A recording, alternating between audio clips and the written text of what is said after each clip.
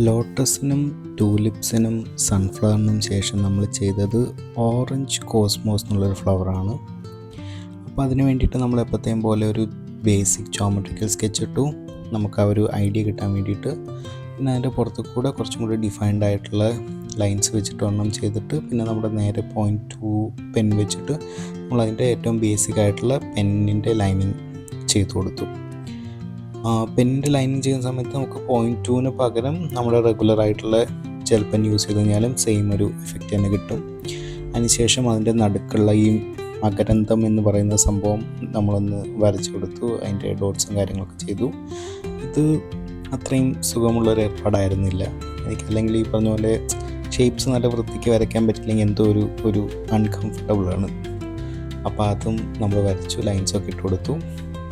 Lines ഇട്ട് കൊടുത്തതിന് ശേഷം നമ്മൾ ചെയ്തത് എറേസിങ് ആണ്.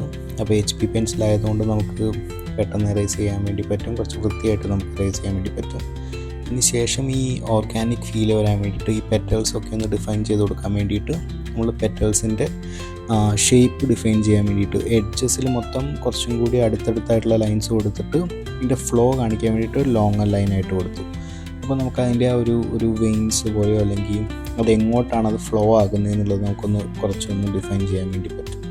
അപ്പോൾ അങ്ങനെ നമ്മൾ എല്ലാത്തിലും ചെയ്ത് കൊടുക്കുമ്പോൾ അതിനൊരു ഓർഗാനിക് കുറച്ചും കൂടി 3D എഫക്റ്റ് കിട്ടും.